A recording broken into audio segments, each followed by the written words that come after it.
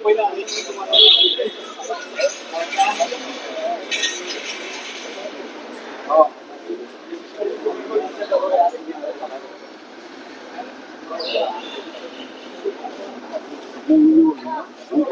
बाबा तू काहीतरी हिंदी मला काय करायचं मला लागेलच तुम्ही हिंदी मला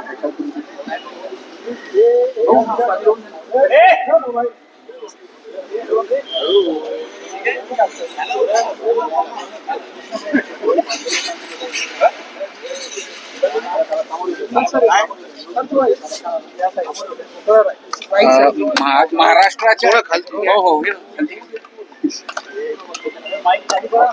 मी दिसलो पाहिजे एवढं करा. महाराष्ट्राच्या हितासाठी थोडा खालती महाराष्ट्राच्या हितासाठी सोबत येणार असेल तर स्वागत आहे. काल एकत्र आंदोलन झालं, उबाठा आणि मनसेचं अट्यावरून राज ठाकरेंना साथ घातलं. एक आव्हान निर्माण करण्याचा मुंबईत प्रयत्न होतोय मनसे आणि उबाठाद्वारे. कोणाला आव्हान? मला असं वाटतं की दोन्ही भावांनी काय करावं हे त्यांचा कौटुंबिक विषय आहे आणि म्हणून ते बरोबर आले काय काय नाही बरोबर आले काय. कोणाचंही कुटुंब अगर एकत्र येत असेल, जुडत असेल, वाद मिटत असतील ती चांगलीच गोष्ट आहे. त्याच्यामध्ये काय आम्हा लोकांना विचार करणं, दखल घेणं, दुःख होण्याचं काही कारण नाही. शेवटी ठाकरे कुटुंब म्हणून एकत्र येत असतील चांगलीच गोष्ट आहे. पण ज्यांनी ठाकरे कुटुंब त्यावेळी तोडलं ते आज जोडण्याची भाषा करतायत. उदाहरण आपल्याला माहिती असेल तेव्हा राजसाहेबांनी जेव्हा शिवसेना सोडली तेव्हा संजय राऊतची गाडी राजसाहेबांच्या कार्यकर्त्यांनी जाळली होती. तसंच अन्य लोक पण आहेत जे त्यावेळी शकुनी मामाच्या भूमिकेमध्ये होते. पण आज मोठे दोन्ही भावांनी किती एकत्र आलं पाहिजे एवढे लेक्चर देत बसतायत आणि म्हणून त्यांचे वाद मिटत असतील तर माझ्या त्यांना शुभेच्छा आहेत. सुधाकर बडगुजर सलीम कुत्ता प्रकरण जे तुम्ही काढलेलं होतं त्यावर आता ते बडगुजर जे आहे ते भाजपमध्ये येण्याच्या तयारी नाही पण आता ते त्या दिवशी महाराष्ट्राचे मुख्यमंत्री म्हणून आमच्या फडणवीस साहेबांना ते भेटले. अधिकृत निर्णय असा काय झालेला असं माहित नाही. पण शेवटी ते काय निर्णय घेतील त्याच्यानंतर प्रतिक्रिया देणं योग्य आहे. पण आता हकालपट्टी झालेली आहे. आता त्याबद्दल मी थोड्या अगोदर ऐकलेलं आहे. आता बघू जेव्हा जेव्हा तिथे काही निर्णय येतील तेव्हा आपण विचार करू. काल अल्पसंख्याक आयोगाचे अध्यक्ष पॅरे खान यांनी म्हटलेलं की तुम्ही 2 जाती तेढ निर्माण असे वक्तव्य करतात आणि समजा राज्यात ते तेढ निर्माण झाली तर तुम्हाला ते त्यांच्याकडे असलेल्या अधिकाऱ्यांना कायद्यानं नोटीस देऊन चौकशीला बोलवतात. मुळामध्ये एका मोठ्या जबाबदार पदावर बसलेल्या व्यक्तीने जबाबदारीने भूमिका घेतलं पाहिजे असा मानणाऱ्यापैकी मी आहे. जेव्हा तुम्ही अल्पसंख्याचे जे काय महामंडळाचे अध्यक्ष असता तेव्हा खरं म्हटलं तर तुम्ही समाजाला, मुस्लिम समाजाला, अल्पसंख्याक समाजाला एकत्र कसं करू शकता, प्रबोधन कसं करू शकता, हिंदू मुसलमान कसं करू शकत नाही ह्यावर खरं म्हटलं तर तुम्ही भूमिका मांडली पाहिजे. आत्ता जी त्यांची भूमिका आहे ही खरं म्हटलं तर इस्लामला बदनाम करणारीच आहे अशी माझी भूमिका आहे. कारण का अशाच इको फ्रेंडली होळी करा, इको फ्रेंडली दिवाळी करा, फटाके मुक्त दिवाळी करा असे असंख्य सल्ले हिंदू समाजाला दिले जातात. मग हिंदू समाज म्हणून आपल्या जे काही सणासुदी आहेत त्याचं फटाके वाजवण्याचं एक वेगळं महत्व आहे. रंग उडवणाऱ्या रंगपंचमीचे एक वेगळं महत्व आहे. त्या सगळ्याला बाजूला ठेवून इको फ्रेंडली ड्राय होळी काय, फटाके न वाजवण्याची भूमिका हिंदू समाज घेतोच ना. तेव्हा आम्ही असा दुसऱ्या धर्माला नावं ठेवत बसत नाही, तेव्हा अशी जोर जबरदस्ती करत बसत नाही, तेव्हा हिंदू समाज कोणाला आपला धाक दाखवत नाही की हम लोग तो भी बकरा काटेंगे असं आम्ही बोलत नाही.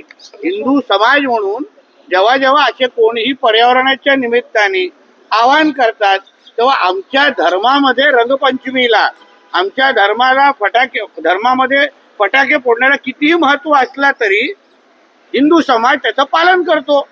माझं म्हणणं आहे की तोच विचार मुसलमान समाजाने करावा एवढी माझी स्पष्ट भूमिका, आमची सल्ला होता तो, की जसं हिंदू समाज सगळ्यांचा ऐकतो, पर्यावरणवाद्यांचा ऐकतो, फटाके वाजवत नाही, रंगपंचमी खेळत नाही, तसंच अन्य मुस्लिम धर्मांनी अगर इको फ्रेंडली बकरी ईद केली तर त्याच्यामध्ये वाईट काय? उलट चांगलाच सल्ला आहे यार. याच्यामध्ये हिंदू मुसलमान कसं होतं हे त्यांनी दाखवावं.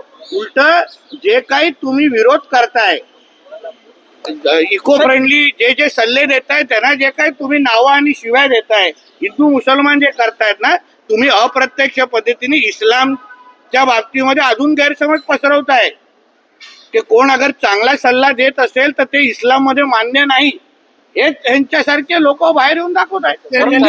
पद्धतीने कोट करतात आणि महाराष्ट्र बर्बाद करायला तुम्ही महाराष्ट्रामध्ये अगर आपल्याला शांती आणि लॉ अँड ऑर्डर अगर आपल्याला कायदा आणि सुव्यवस्था राखायचं असेल, आज बकरी ईदच्या मुळे असंख्य हिंदू समाजाचे राहणारे जे नागरिक आहेत ते अस्वस्थ आहेत. कारण का बकरी ईदच्या वेळी त्यांच्या सोसायट्यांमध्ये बकरे कापले जाणार, त्याच्यामध्ये वास, दुर्गंधी या सगळ्या गोष्टीमुळे दोन्ही समाजामध्ये वाद होणार आहेत. उद्या हिंदू आणि मुसलमानच्या नावाने दंगली पण होऊ शकतात. तर हे थांबवण्यासाठी अगर कोण सल्ले देत असतील, अगर कोणी सूचना देते, हिंदू धर्माला पण भेटतात. आपल्याला हिंदू धर्माला सांगितलं जातं की नाही की तुम्ही इको फ्रेंडली होळी करा, आता गणेश चतुर्थी आल्यावर तुम्ही अशीच मूर्ती बनवा, तसेच मूर्ती बनवा, सांगितली जाते की नाही? तर हिंदू समाज तेव्हा असं येऊन आक्रोश दाखवतो का, राग दाखवतो का, जोर जबरदस्ती करतो का? काल अबू आझमी म्हटले हम बकरा काटेंगे, असा हिंदू समाजाने भूमिका घेतली. कोण कितना भी इको फ्रेंडली बोलेगा तो भी हम रंग पंचमी करेंगे, फटाके जोरदार बजाएंगे, अशी भूमिका घेतली. म्हणजे हिंदू धर्माची विशालता आणि महत्व ह्याच्यातून आपल्याला कळतं. आणि इस्लाम बद्दल हे जे काही गैरसमज स्वतःच पसरवत आहेत. म्हणून कोण महाराष्ट्र बर्बाद करतंय, कोण इस्लाम बद्दल चुकीची माहिती पसरवत आहे आणि कोण फडणवीस साहेबांच्या नावाची बदनामी करताय ना, हे महाराष्ट्र खुल्या डोळ्यांनी पाहत आहेत. म्हणून मी ते शेवटी अल्पसंख्याकचे समाज ह्याचे महामंडळाचे अध्यक्ष आहेत, त्यांना मी सल्ला देतो, तुम्ही विचारपूर्वक मी काय बोललो त्याच्याबद्दल विचार करा.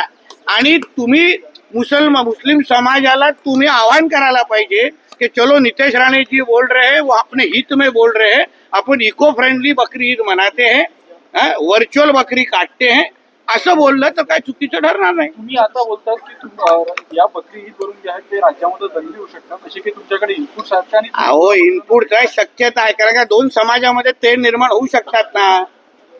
आम्ही असल्यामुळे दंगली होण्याचं काही कारण राहत नाही, पण अशा दोन समाजामध्ये ते निर्माण होऊ शकतात ना. आता त्याच्यामुळे काही सोसायट्यांमध्ये लोक, हिंदू समाज एवढं त्रासलेले आहेत की त्यांचं म्हणणं आहे की बाबा आपण बकरी इथे कापूच नाही.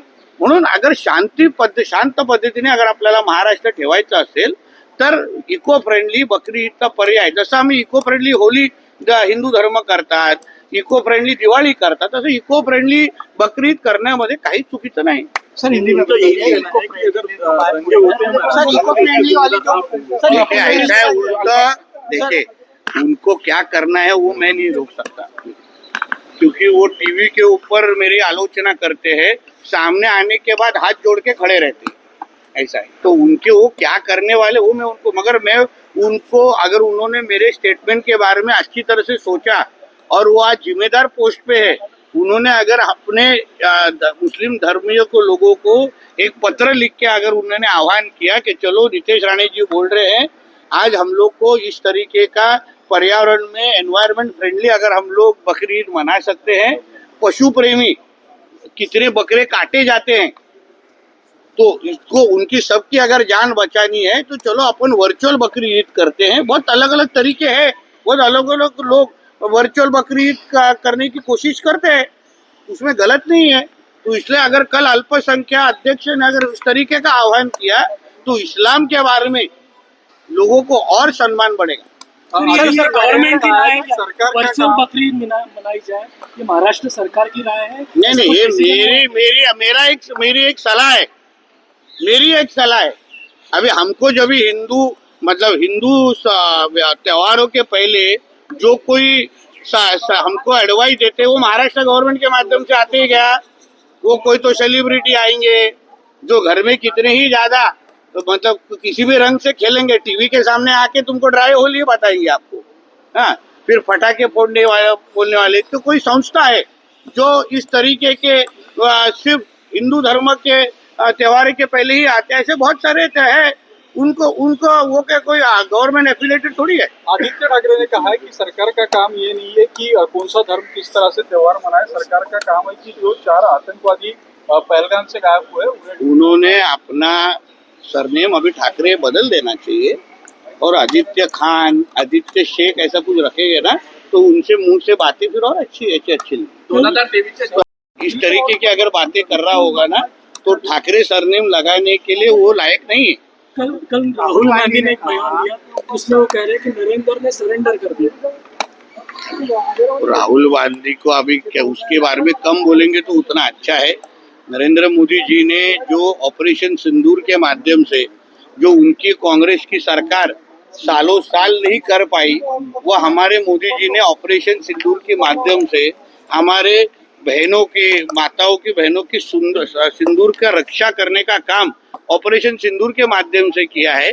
इसलिए राहुल गांधी जी को समझेगा नहीं, जो बहुत किधर किधर सरेंडर होते हैं, अगर उसकी यादी हम लोग ने आपको दी ना तो उनको आप देश में लेंगे नहीं। राष्ट्रवादी काँग्रेस पंजाब के मुख्यमंत्री भगवंत मान ने कहा है कि वन नेशन वन सिंधु, ऐसा उन्होंने कहा है। मैंने स्टेटमेंट सुना। राष्ट्रवादी काँग्रेस अनुपस्थित होती, इंडिया आघाडीची जी बैठक होती आता त्याची काय कारण असतील ते मला माहित नाही। कोण कुठे उपस्थित देतात नाही राहतात, मी काय त्यांच्या घरात वॉचमॅनचं काम करत नाही। राणे साहेब 2023 नुसार नवीन जे मच्छीमारांसाठी परवानगी आहे ते घेता येऊ शकते, म्हणजे फक्त पारंपरिक जे मच्छीमार आहेत त्यांच्यावर नाही परत तुम्हाला सांगतो, जो स्टे जो मी उचललेला आहे त्याच्यामध्ये 0 to 500 हे पर्यंतचे जे काही हेक्टर पर्यंतचे जे काही तलाव आहे, छोटे जे तलाव आहे एकदम छोटे, त्यांच्यावर तो स्टे लागू नाही आहे। आदरणीय मुख्यमंत्र्यांनी आम्हाला पहिला आम्ही सरसकट स्टे उचललेला, मग आदरणीय मुख्यमंत्र्यांनी आम्हाला विनंती केली, आम्हाला आदेश दिले की नितेशजी ह्या एवढे जे काही छोटे जे मच्छीमार आहेत, जे पारंपरिक मच्छीमार आहेत, ज्यांच्या तलावाची साईजच छोटी आहे, त्यांना तुम्ही या स्टेच्या प्रक्रियेतून वगळा, म्हणून तिथे स्टे लागू आहे। अन्य सगळ्या म्हणजे त्याच्या 500च्या वरच्या ह्याच्यामध्ये स्टे उचलला गेलेला आहे, जेणेकरून उद्या स्पर्धा होणार, कॉम्पिटिशन होणार, आमचं गोड्या पाण्यातलं मासेमारीचे उत्पादन वाढणार। आज आम्ही देशामध्ये 16व्या क्रमांकावर आहोत गोड्या पाण्याच्या मासेमारीमध्ये। आम्हाला पहिले 5 मध्ये जायचं आहे, उत्पादन वाढवायचं आहे। विदर्भ आणि या उर्वरित महाराष्ट्र मच्छीमारांना आम्हाला खऱ्या अर्थाने आर्थिक सक्षम करायचं आहे मासेमारीच्या माध्यमातून, आणि म्हणून तो स्टे उचललेला आहे आणि त्याचे चांगले परिणाम आम्हाला दिसून येत आहे। उत्पादन वाढीत नक्कीच वाढणार, वाढ झालेली आहे का आता? ग्रोथ होता असं दिसतंय आम्हाला। कारण का पहिलं काय व्हायचं, एक ठेका 30-40 वर्ष एका व्यक्तीला दिला जायचं, तो नेमकं किती उत्पादन करतोय तो सरकारला त्याची नोंद पण व्हायची नाही। आता कॉम्पिटिशन झाल्यानंतर आम्हा लोकांना कळेल कोणाची किती क्षमता आहे, खरंच त्या तलावामध्ये उत्पादन किती होत आहे, सरकारकडे नोंद व्हायला सुरू झालेली आहे। एकदा नोंद व्हायला सुरू झाल्यानंतर त्यांना सरकारी मदत जे मच्छीमार खातं म्हणून जे आम्हाला द्यायची आहे, काही सबसिडी द्यायची आहे का, काही आर्थिक मदत करायची, ते आम्ही आता देऊ शकतो। मुंबई के वकीलों ने सीबीआई को लिखी चिट्ठी जज यशवंत वर्मा के खिलाफ मुकदमा चलाने की मांग। वो मैंने ना चिट्ठी देखी है और ना मैंने उसके ऊपर मनसे और यूबीटी नई स्कीम है, हाँ? खासकर विदर्भ को लेकर, विदर्भ के जो मछली उत्पादक देखो ऐसा है, हम लोगों ने सबसे बड़ा निर्णय हमारे देवा भाऊ के सरकार ने जो लिया है, पहले 100 डेज में वो मच्छी मतलब फिशरीज को कृषि का दर्जा दिया है, एग्रीकल्चर का स्टेटस दिया है। मतलब जो हमारे जो गोड़े पानी में क्या त्याला म्हणतात आता, मीठे पानी में जो हमारे मछुआरे हैं उनको जो अलग अलग अभी हम स्कीम दे सकते हैं, जो अभी तक हम किसानों को दे सकते थे। कहीं पे अगर उनको कुछ नुकसान हो गया तो नुकसान भरपाई जिस तरीके से हम किसानों को देते हैं, उसी तरीके से हम मछुआरों को भी दे सकते हैं। तो उस तरीके का जो बहुत महत्वपूर्ण डिसीजन जो हमने एग्रीकल्चर स्टेटस का लिया है, सिर्फ वो एक डिसीजन के वजह से हमारे विदर्भ और अन्य भाग के जो हमारे मछुआरे हैं उनको बड़े पैमाने पे फायदा होगा। एक शेवटचा प्रश्न, तुम्ही त्या बळगुजरला प्रचंड विरोध केला होता, सभागृहात देखील तुम्ही त्याचे कसे दहशतवाद्यांशी संबंध आहे हे दाखवले होते. जर तो भाजपमध्ये आला तर तुमची भूमिका काय असेल? तुमचा भाजपमध्ये गेला त्याला विरोध आहे. ऐसा आहे का, जर आणि तरवर आपण उत्तर देणं बरोबर नाही. आज तर त्याची हकालपट्टी झालेली आहे. आता त्याच्यानंतर ते काय निर्णय घेतात, कुठल्या पक्षात जाण्याचं नाही जाणार, त्याच्यावर प्रतिक्रिया देणं योग्य आहे. आज उद्या जाणार तर तिथे काय तुम्ही बोला, दर आणि तरवर काय, तेव्हा नागपूरला येईन ना मग प्रवेश त्याचा झाल्यानंतर. चला. शुभेच्छा.